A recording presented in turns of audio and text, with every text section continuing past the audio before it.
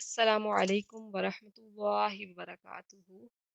बिस्मिल्लाहिर्रहमानिर्रहीम। हमारे चैनल में आपको खुश आमदीद।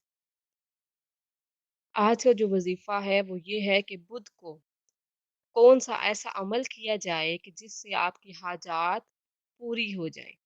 अगर कोई ये चाहता है कि मेरी ये मुराद है वो पूरी हो जाए तो उसे चाहिए कि बुध के दिन गुस्ल करे, हो सके तो रोज़ा भी रख ले और फिर पूरा दिन कसरत से अल वहाब की कसरत करे और अव्वल व आखिर दुरूद शरीफ पढ़ना अफजल है।